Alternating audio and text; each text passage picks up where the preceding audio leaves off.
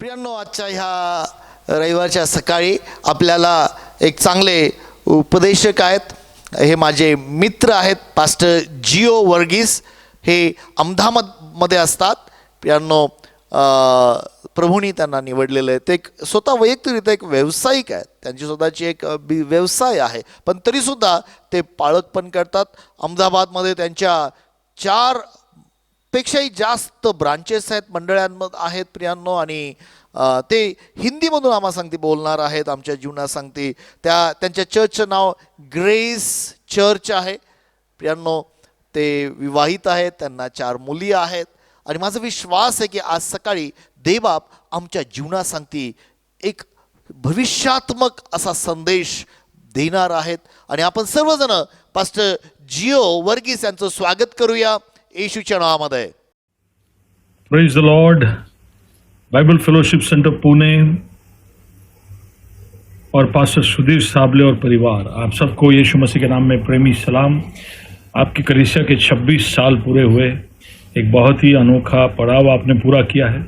ये प्रभु के आशीषों के और अगुवाई के बगैर हो नहीं सकता था, और प्रभु ने आपको यहाँ तक चलाया और एक बहुत ही प्रभावशाली कलीसिया बनने के लिए आपको और आपके पासबान को, आपके अगुए की टीम को मदद की. इसके लिए मैं प्रभु का बहुत बहुत आभारी हूँ. आपके विषय में मैं काफ़ी कुछ सुन चुका हूँ, क्योंकि पिछले 4-1 साल से पास्टर सुधीर के साथ एक बहुत करीबी का रिश्ता बनाने का तक प्रभु ने मुझे दिया. उनको बहुत करीब से देखने का मौका मिला. उनके दर्शन, उनके बोझ और उनके साथ उनके सपने, उनके तरीके, उनकी शिद्दत इत्यादि देखकर बहुत प्रभावित होने का भी प्रभु ने मुझे सौभाग्य दिया. और उनको मैं धन्यवाद देना चाहता हूँ कि उन्होंने मुझे ये मौका दिया कि आप लोग के साथ मिलकर इस अनोखे समय में आपके साथ में आ सकूं. और प्यार से हम उनको दादा बुलाते हैं, तो दादा बहुत बहुत धन्यवाद कि आपने मुझे ये मौका दिया. और आपकी कलीसिया के ऊपर प्रभु की ओर से और भी भलाई और आशीष आने वाले दिनों में मैं बोलना चाहता हूँ. मुझे जो समय दिया गया है उसमें मेरे दिल में प्रभु ने जो बातें डाली है मैं आपके सामने रखना चाहता हूँ. पिछले 3-4 महीने हम सब के लिए ऐतिहासिक थे, अभूतपूर्व थे. और एक बात जरूर है, हमने देख लिया कि ये संसार, ये दुनिया की सारे राज्य, राष्ट्र और शक्तिशाली लोग कितने नाजुक है.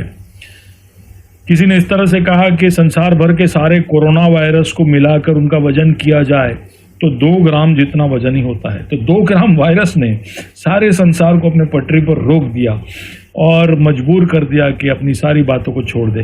अर्थव्यवस्था और सारे कार्यक्रम, जितने भी योजनाएं संसार भर के सारे देशों प्रदेशों ने बनाए थे, सबको ठप कर दिया. तो इंसान क्या है, ये बिल्कुल खुला हो गया. दूसरी बात, ये 3-4 महीनों ने हमको ये भी याद दिलाया है कि प्रभु अपनी योजनाओं में कायम है. वो किसी के लिए रुकने वाला नहीं, वो जो करने वाला है उसमें वो आगे बढ़ते जा रहा है. और ये सारी बातें उसकी ओर से हम सब के लिए एक चिन्ह है कि वो महिमा में बहुत जल्द लौट कर आने वाला है. हालेलुया. और मैं विश्वास करता हूँ कि इन चिन्हों को समझकर आपने पिछले कुछ महीनों के अंदर आपने खुद का एक आत्मनिरीक्षण किया होगा. आपने खुद को परखा होगा. आपके जीवन में क्या आवश्यक, क्या ज़रूरी बातें हैं उसको देखा होगा. किन चीज़ों का क्या मूल्य और क्या वैल्यू होना चाहिए वो आपने समझा होगा. और वही नहीं, आपने अपने परिवार वाले, अपने बच्चों के साथ सब समय बिताया होगा. क्योंकि इस संसार की व्यस्तता ने हमें ये सब करने से वंचित कर दिया था, हमें रोक दिया था. लेकिन प्रभु ने बहुत अनोखा मौका दिया कि हम सब अपने कामों से रुक जाए, सब कुछ छोड़ छाड़ कर जो जरूरी है उन्हीं चीज़ों की ओर गौर करें. मैंने कभी भी मेरे जीवन दरमियान ऐसा एक समय आएगा सोचा नहीं था. ना ऐसा सोचा था कि प्रभु के आगमन के पहले हमें एक ऐसा अनोखा मौका मिलेगा कि हम थोड़ा सा समय निकाल कर खुद को परख सके और अपने आप को तैयार कर सके. उसके आने के पहले इतना बड़ा एक चिन्ह हमारे सामने आएगा मैंने कभी नहीं सोचा था. तो ये अगर हम सबको मिला है तो मैं समझता हूँ कि ये जो पिछले 3-4 महीने का लॉकडाउन है, हम सब के लिए एक बहुत ही अनोखा मौका था कि हम अपने आप को परखें और उसके आगमन के लिए तैयार करें. प्रभु नहीं चाहता कि कोई भी नाश पाए। और इसके लिए वो चाहता है कि हम सब इन बातों को देखकर अपने आप को तैयार करें, हमारे विश्वास जो है वो मजबूत हो जाए, हमारा प्यार जो है वो ठंडा ना पड़े। तो अगर ऐसा मौका हमको मिला है तो हम धन्य हैं। अगर आप ये विश्वास करते हैं तो आप मेरे साथ कह सकते हैं कि हम धन्य हैं। I am blessed. ब्लेसेड जो शब्द है हम सबसे पहले यीशु मसीह के मुख से पहाड़ी उपदेश में सुनते हैं। मत्ती 4 तक हम देखेंगे कि वो इस प्रभु के राज्य का प्रचार करते करते गांव-गांव में जाता, बहुतों को वो चंगाई प्रदान करता। लेकिन मत्ती 5 जैसे ही शुरू होता है तो वहां पर वो पहाड़ पर सिखाना शुरू करता है, प्रचार नहीं, सिखाना। एक बहुत बड़ी भीड़ वहां पर होती है और सिखाना शुरू करते ही जो पहला शब्द उसके मुख से निकला वो था, धन्य हो तुम, ब्लेसेड हो तुम। पहला ही शब्द जो उसकी बातों को सुनकर सीखना जो चाहते हैं उनके लिए प्रभु की ओर से पहला शब्द क्या है? धन्य हो तुम, धन्य। ये प्रभु की योजना हम सबके लिए है कि हम धन्य बने। और इसके लिए पहला शब्द इसलिए नहीं कि हम उसके योग्य है, लेकिन वो उसकी योजना है कि हम धन्य बने। और इसलिए पहला शब्द वो जो बोलता है वो धन्य। अब धन्य शब्द को देखा जाए, व्हाट इज ब्लेसेडनेस, तो बहुत ही साधारण भाषा में खुश होना, एक खुश अवस्था में रहना। पर हम में से कई सारे लोग इतनी सरल सरल बातों पे खुश हो जाते हैं, जैसे कि आइसक्रीम मिल गया तो खुश, बिरयानी मिल गया तो खुश। तो हमारा खुशी का लेवल जो है बहुत छोटा है, छोटा मोटा कुछ मिल जाता है तभी भी हम बहुत खुश हो जाते हैं। तो उस खुशी की बात नहीं कर रहे। वहां पर यीशु एक बहुत ही खास यूनानी शब्द का इस्तेमाल करता है और वो शब्द है मकारियोस। और मैं चाहता हूं कि ये शब्द आप याद रखें क्योंकि ये शब्द मैं बार बार दोहराऊंगा, मकारियोस। अब मकार नहीं, मकारो भी नहीं, मकारियोस। अब ये जो शब्द है यूनानी भाषा में किसी के लिए भी इस्तेमाल नहीं करते थे जो बहुत ज्यादा धनी है और बहुत सुख विलास में रहता है, उसके विषय में कहा जाता था कि ये मकारियोस है। या ऐसा कोई व्यक्ति जिसके पास बहुत ज्यादा दौलत और शोहरत है, उसके विषय में कहा जाता था कि ये मकारियोस है। या देवी देवताओं के विषय में कहा जाता था, या जो व्यक्ति इस दुनिया की पीड़ा व्यथा सब छोड़कर एक अनंत अवस्था में पहुंच गया है, तब उसके विषय में कहा जाता था मकारियोस। तो मकारियोस किसी के लिए भी बोला नहीं जाता था, खास कर यीशु के सामने बैठे हुए चरवाहे, चुंगी लेने वाले, मछुआरे, बुढ़े, स्त्रियां, बच्चे, उनके लिए तो मकारियोस शब्द था ही नहीं।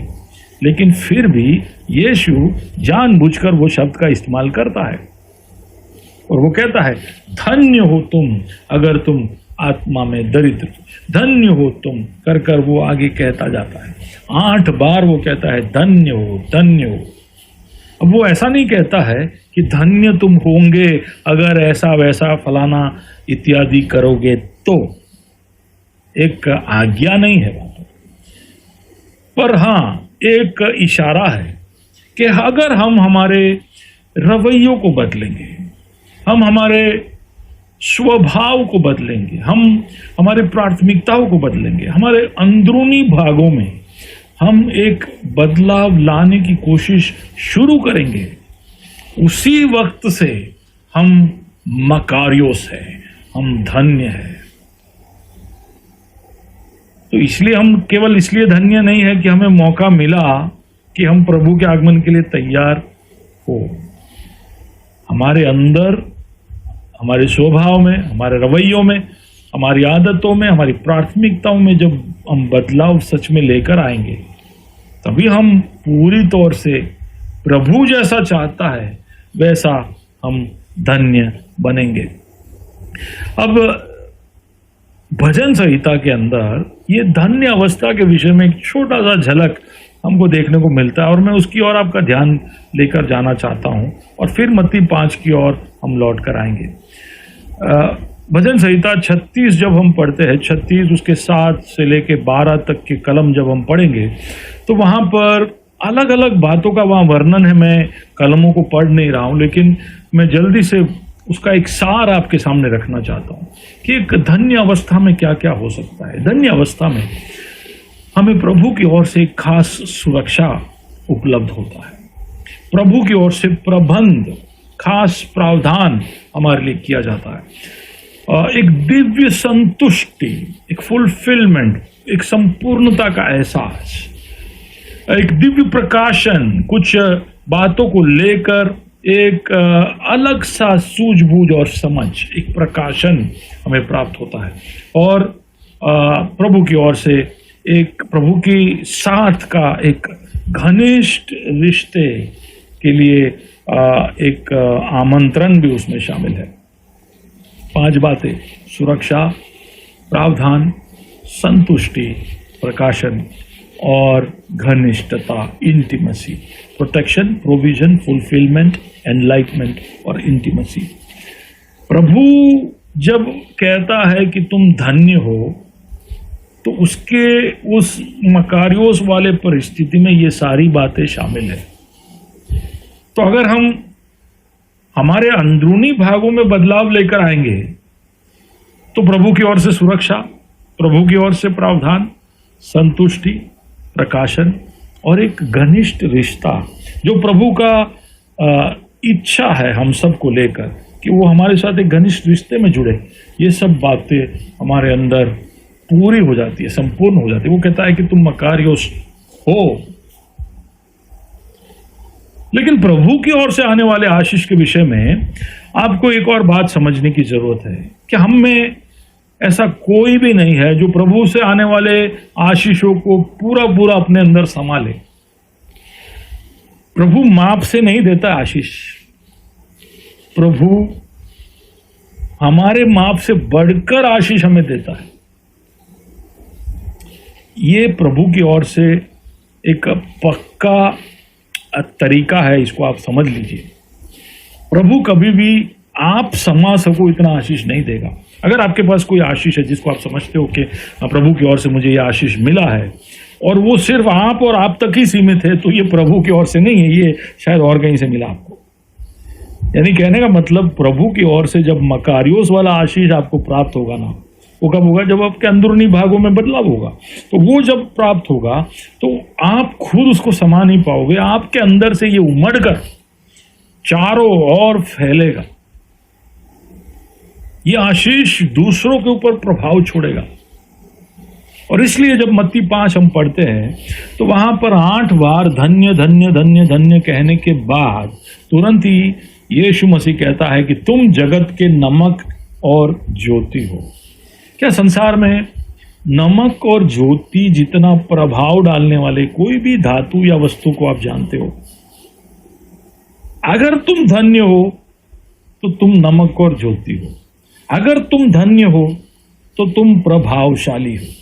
यीशु का कहने का तात्पर्य यह था, अगर तुम धन्य हो तो केवल तुम्हारे तक ये धन्य अवस्था या मकारियोस या आशीषें सीमित नहीं रहेगी, तुम्हारे अंदर से ये उमड़कर ये दूसरों के जीवन में जा पहुंचेगी। बाइबल फेलोशिप सेंटर पुणे 26 साल प्रभु ने आपको आशीषित किया है और आपने बड़े विश्वास योग्यता के साथ आपके अंदर आई आशीषों को उमड़ने दिया है। लेकिन अगर आपके अंदर ऐसे कोई है जो इस बात को, इस रहस्य को समझ नहीं पाए हैं, तो आज इस वचन को सुनकर समझ जाए कि प्रभु की ओर से आशीषें उमड़कर फैलने के लिए आती है। आप जितने प्रभावशाली आज तक हुए उससे ज्यादा होने के लिए मैं आपको प्रोत्साहित करता हूं कि जितना हो सके, क्योंकि अगर एक बार आप उमड़ कर फैलना और प्रभाव देना शुरू करोगे तो प्रभु आपके बर्तन को और भरेगा, आपके प्याले में वो और आशीष देगा। प्रभु ढूंढ रहा है ऐसे पात्रों को, ऐसे बर्तनों को, ऐसे प्यालों को जो विश्वास योग्यता के साथ आशीषों को फैलाए। तो प्रभु नमक और ज्योति ढूंढ रहा है। और अगर हम मकारियोस है, हमने प्रभु के आशीष और उसकी तरफ से आने वाली भलाइयों को हमारे जीवन में महसूस किया है, तो उसका दूसरों तक फैलना अनिवार्य है। ये होगा होगा होगा। अब ज्योति और नमक जो उसने कहा, उसमें से कुछ सीख लेकर मैं आज मेरे वचनों को समाप्त करूंगा। तो ज्योति की तरफ मैं नहीं जाऊंगा क्योंकि समय हमारे पास उतना नहीं है। मैं नमक के विषय में कुछ बोलकर, हालांकि नमक के विषय में आप लोगों ने सैकड़ों संदेश इससे पहले सुने होंगे, लेकिन फिर भी कुछ बातें दोहराकर और शायद कुछ नई बात मैं आपके सामने रखना चाहूंगा। नमक, जब प्रभु ने हमें कहा कि हम पृथ्वी के नमक, तो प्रभु के मन में क्या था? प्रभु नमक के विषय में क्या सोच रहा है?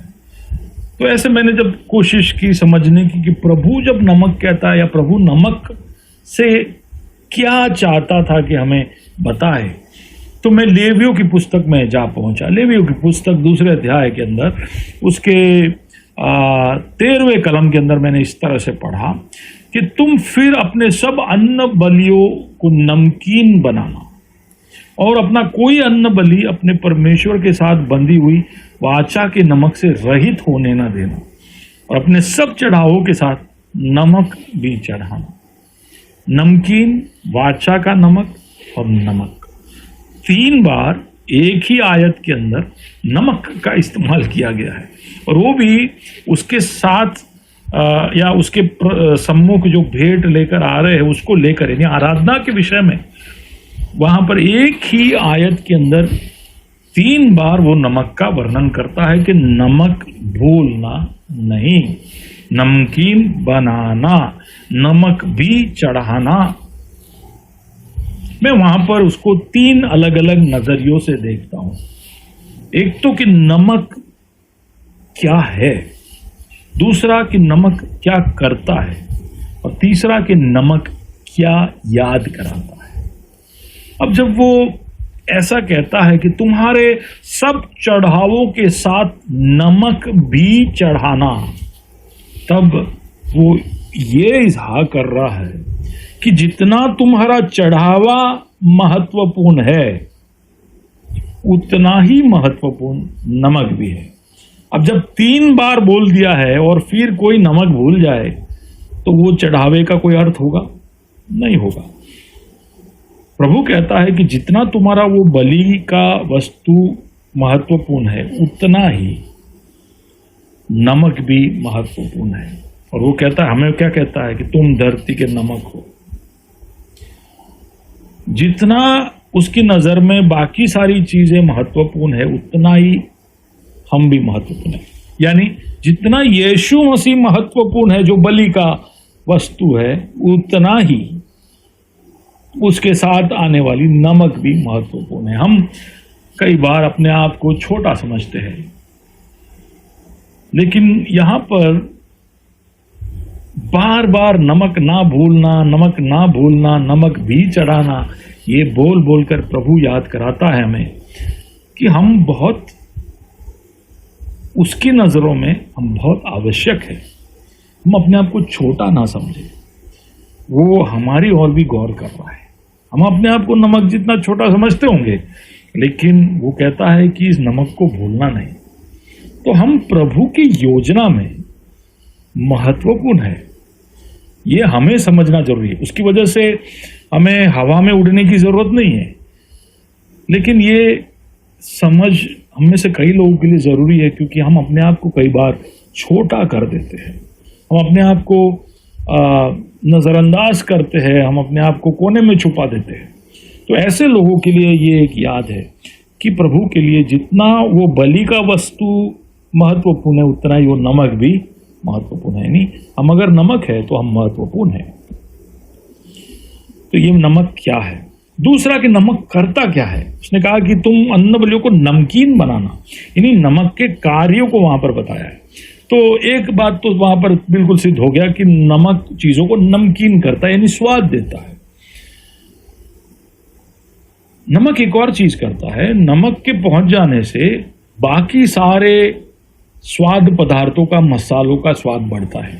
अगर आप बहुत सारे मसाले डाल दो और नमक भूल जाओ ना, तो बाकी मसालों का स्वाद नहीं आएगा, लेकिन थोड़ा सा नमक डाल दो, सारे मसाले खिल उठेंगे। तो हम सब के लिए ये एक यादी है। अगर ये संसार में प्रभु कोई स्वाद देखता है तो वो हमारी वजह से है। दूसरा, संसार के लोगों का स्वाद बढ़ाने में हमारा एक बहुत बड़ा रोल है। हम जहाँ कहीं भी होंगे, हमारे वहाँ होने की वजह से वहाँ का स्वाद बढ़ना चाहिए। वो आपका कंपनी हो, आपका कलीसिया हो, आपका परिवार हो, आपका ग्रुप हो, आपके होने की वजह से प्रभु के लिए वो ग्रुप स्वाद से भरा हुआ होना चाहिए। और वहाँ पर जितने भी लोग हैं, उनके अपने अपने स्वाद भी बाहर निकल कर आना चाहिए। मकारियोस, अगर आप मकारियोस हैं तो आपका प्रभाव चारों ओर जाएगा। कल से अगर ये बात का आपका पता नहीं है तो आप जहाँ जहाँ जाओगे, आपको हमेशा खुद को याद कराने का, मैं मकारियोस हूँ, मैं नमक हूँ। मैं जहाँ भी जाऊँगा प्रभाव छोड़ूंगा और मेरी वजह से दूसरों पर उसका असर होगा होगा होगा। मैं जाऊँगा तो मेरा कंपनी आशीषित, मैं जाऊँगा तो मेरा सोसाइटी आशीषित। दूसरों के अंदर की भलाई बाहर निकालने में आप बड़े माहिर होने चाहिए। नमक प्यास बढ़ाता है। आपकी वजह से प्रभु के लिए लोगों के अंदर एक प्यास होना चाहिए। नमक हर जगह पर पहुंच जाता है। आप एक जगह पर डाल दो, थोड़े ही क्षणों के अंदर वो नमक का स्वाद आपके उस करी के दूसरे भाग में पहुंच जाता है। कितने जल्दी पहुंच जाता है। मैं कई बार जब बनाता हूं तो सोचता हूं कि यार यहाँ पे मैंने डाला, लेकिन पूरे करी में स्वाद कैसे आ गया। तो नमक अपना असर बहुत जल्दी बहुत जगह तक पहुंचा देता है। हम अपने आप को छोटा समझकर हमारे असर को छोटा ना करें। प्रभु हमारे स्वाद को लेकर पहुंचाए। हमारे अंदर वो गुण है कि हम कहीं पहुंच गए तो वो स्वाद फट फट फट फट फट सब जगह पहुंच जाएगा। हम दिखेंगे नहीं, लेकिन हमारा प्रभाव सब जगह पहुंचेगा। हम में से कई लोगों को दिखने में इंटरेस्ट है, लेकिन नमक हो भाई, नमक हो, तुम दिखोगे नहीं। तुम जब अकेले पड़े होंगे तब दिखोगे, लेकिन जैसे ही कहीं पे घुल मिल गए तो आपका प्रभाव दिखेगा। हम में से कई लोगों को जब तक हम खुद दिखते नहीं तब तक कोई चीज में रुचि नहीं है, लेकिन अगर आप मकारियोस नमक हो तो आप दिखने में ज्यादा रुचि नहीं दिखाओगे। कोई घाव पर डालने से, नमक डालने से चुभता है। यानी किसी के जीवन में पाप की वजह से कोई घाव हुआ है तो आपके वहां होने से उस घाव में चुभन महसूस होनी चाहिए।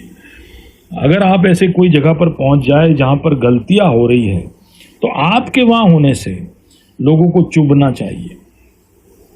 मैं मेरे दोस्तों के साथ जब चाय पीने जाता था, जब मैं कॉलेज में पढ़ता था, तो मेरे वहां होने की वजह से वो गालियां नहीं बोलते थे। क्यों? क्योंकि चुभता था उनको, क्योंकि उन्होंने कभी मुझे गालियां बोलते नहीं सुना, तो उनको मेरे सामने बोलते चुभता था। तो सोच के देखिए, इसके कई अलग अलग एप्लीकेशन या प्रयोग हो सकते हैं, पर आपको ये होना है। जो बर्फ है उस पर नमक डाल दो तो वो पिघल जाता है। यानी किसी का दिल अगर पत्थर जैसा हो गया है तो नमक की होने की वजह से वो पिघल सकता है। तो नमक बहुत कुछ कर सकता है। प्रभु कह रहा है कि तुम मेरे लिए महत्वपूर्ण हो और तुम जो कर सकते हो वो भी मैं याद करता हूं। जब वो हमें नमक है कर कर बुलाता है, तुम पृथ्वी के नमक हो कर कर बुलाता है, तो ये सारे उद्देश्य, ये सारी गुण विशेषताएं जो उसने हमारे अंदर रख छोड़ी है, वो भी हमारे लिए वो बोलता है। तो आप जहां कहीं भी होंगे, आपके सोसाइटियों में, आपके स्कूल में, कॉलेज में, आपके परिवारों में, आपके समाज में प्रभावशाली। क्यों? क्योंकि आप मकारियोस हो, क्योंकि आप प्रभु के द्वारा आशीषित हो। आपका प्रभाव दूसरों तक पहुंचना चाहिए। तो ये था नमक क्या है और नमक क्या कर सकता है और नमक क्या याद कराता है। नमक के विषय में लेवी 2 और 13 में हमने पढ़ा कि ये यहोवा कहता है कि वाचा का नमक है। यानी जब जब वो नमक को देखता है तो वाचा को याद करता है। मेरे और ईश्वर के बीच में जो वाचा है वो बीच में खड़ा रहता है। जब जब वो मुझे देखता है तो वो वाचा को याद करता है। जब वो मुझे नमक कर कर बुलाता है तो वो मुझे देख तो रहा है, लेकिन फिर उसको उसका वाचा याद आता है। जैसे एक पति और पत्नी के बीच में एक वाचा है, तो अगर पति और पत्नी के बीच में वाचा है तो जब पति पत्नी को देख रहा है तो उसको इस वाचा के अंदर से उसको देखना चाहिए। तो पत्नी के अंदर कोई कमजोरी है तो ये वाचा के अंदर के देखने से वो कमजोरी को वो संभालेगा, क्योंकि वाचा उसको मजबूर करता है। अब समझे मेरी बात को।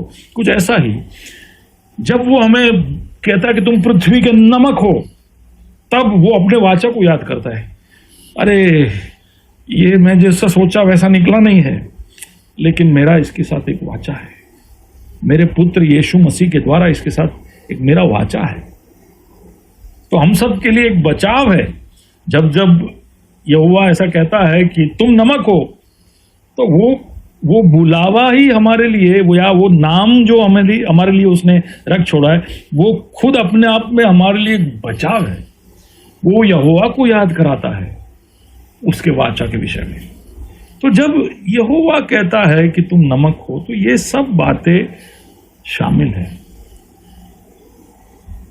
अगर हम पृथ्वी के नमक है तो संसार की दृष्टि से भी देखा जाए तो नमक कोई कम महत्वपूर्ण नहीं है। ये तो अभी टाटा सॉल्ट इत्यादि के आने के बाद नमक बहुत सस्ता हो गया, लेकिन एक जमाना था जब नमक इतना सस्ता नहीं होता था। नमक बहुत जल्दी से मिलता ही नहीं था, क्योंकि समुंदर से उसको लाना पड़ता था। तो सारे देशों में नमक मिलता भी नहीं था। तो बहुत सारे राज्यों का उतार चढ़ाव नमक की वजह से तय हो जाता था। बहुत सारे राज्य जो ये जो नमक के ऊपर टोल टैक्स लगाकर अपना गुजारा करते थे। तो ये जैसे राज्यों के लिए सॉल्ट वेज हुआ करते थे कि भाई हमें कोई अंदरूनी भागों में जो राज्य है उनको नमक चाहिए, तो कहाँ से लाएंगे? तो वो समुंदर से लाएंगे, लेकिन समुंदर से लाने के लिए कोई दूसरे राज्यों से होकर तो निकलना पड़ेगा ना। तो उस राज्य से निकलते वक्त उनको सॉल्ट टैक्स देना पड़ता था।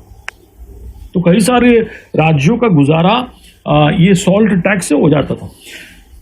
सोने को लेकर जितने युद्ध हुए, उससे ज्यादा युद्ध नमक को लेकर हुए। जब गुलामों का मार्केट में सौदा होता था तो कई बार नमक से होता था। नमक से गुलामों को खरीदा जाता। और जो हम बहुत ही आम साधारण तरीके से इस्तेमाल करते हैं शब्द सैलरी, सैलरी मिला क्या? वो जो सैलरी शब्द है वो भी नमक से आया, सॉल्ट में से आया, क्योंकि एक महीना काम करने के बाद उसको तनख्वाह जो है वो नमक में देते थे। तो इंसानी या सांसारिक दृष्टि से देखा जाए तो भी नमक कहकर प्रभु ने हमारे पदवी को ऊंचा कर दिया है। लेकिन अब आज के इस परिस्थिति में नमक बहुत सस्ता हो गया है। कुछ इसी तरह जैसे हम मसीहों ने अपने आप को छोटा कर दिया है, हमने हमारे प्रभाव को भी छोटा कर दिया और हम अपने आप के बारे में भी बहुत छोटा सोचते हैं। लेकिन बाइबल फेलोशिप सेंटर पुणे ऐसा नहीं सोचेगा। वो समझ गया है कि वो एक मकारियोस कलीसिया है, एक धन्य कलीसिया है। पिछले 3-4 महीनों में जो मौका मिला उसकी वजह से नहीं, अंदरूनी भागों में बदलाव करने की वजह से, रवैये को, स्वभाव को, आदतों को, प्राथमिकताओं के बदलने की वजह से वो एक मकारियोस कलीसिया बन गया है। और इसलिए वो उमड़ता हुआ प्रभाव दूसरों तक छोड़ेगा, जैसे नमक छोड़ता है। नमक अपना स्वाद छोड़ सकता है क्या? यीशु कहता है हाँ, नमक अपना स्वाद छोड़ सकता है। वो जब दूसरे चीजों के साथ मिलावट में आ जाता है, उसके अंदर मिलावट हो जाता है, या उसको डाइल्यूट किया जाता है, यानी उसमें पानी का मिलावट हो जाए, तो वो अपना स्वाद छोड़ सकता है। मैं टाटा सोल्ट के विषय में नहीं बोल रहा हूं। पुराने जमाने में जब वो नमक समुंदर से लेकर आते थे तो उनको एक कपड़े में बांध कर उसको हर करी के अंदर उसको डालते थे। धीरे धीरे उसके अंदर से नमक का स्वाद करी में जाता, लेकिन कुछ समय के बाद फिर वो गुच्छा ऐसे ही रह जाता और उसमें से स्वाद नहीं निकलता। तो उस अवस्था में उस नमक को फिर कोई जमीन पे नहीं फेंकते, क्योंकि जमीन पर फेंकने से जमीन बंजर हो जाता, इसलिए उसको रास्ते पे फेंकते। और इसलिए यीशु मसीह कहता है कि नमक अपना स्वाद खो दे तो फिर वो सिर्फ पांव के नीचे कुचल जाने के लायक है। अगर हमारे अंदर करप्शन आ जाए, हमारे अंदर मिलावट आ जाए, हम शुद्ध ना बने, शुद्ध मन वाले, शुद्ध दिल वाले, शुद्ध चरित्र वाले ना बने, मिलावट आ जाए, सांसारिक मिलावट, शैतान की ओर से आने वाली दुष्ट मिलावट, पाप की मिलावट, ये सारी मिलावटों की वजह से हमारे अंदर से जो स्वाद निकलना है वो कम हो सकता है, हमारा प्रभाव जो है वो कम हो सकता है। और ऐसी अवस्था में फिर हम सिर्फ पैरों तले रौंदने जाने के लायक रह जाएंगे। तो salt can become useless like that. और दूसरा एक तरीका जिससे नमक बिल्कुल बेकार हो सकता है वो तब है जब नमक एकत्रित हो जाए और एक उसका गट्ठा बन जाए। कलीसिया बहुत समय तक इस तरह का एक स्वभाव दिखाया है कि संसार में घुलना मिलना नहीं, नमक सिर्फ नमक के साथ रहना, इकट्ठा होकर रहना। हम अगर संसार में मिल भी जाए और उस संसार के अंदर पूरी तरह से फैल ना जाए, हम ऐसे गुट बनाकर रहे, हमें पसंद है ना, हमें दूसरे विश्वासियों के साथ मिलकर रहना ज़्यादा पसंद है। हम दुनियादारी लोगों के साथ ज़्यादा घुलना मिलना नहीं चाहते, कहीं उनका असर हम पे आ जाए तो। हमें डर लगता है, क्या नमक को कभी डर लगता है? नमक जब करी के अंदर जाता है, दाल के अंदर जाता है, तो उसको ऐसा डर लगता है कि दूसरे चीज़ का स्वाद मुझ में आ जाएगा।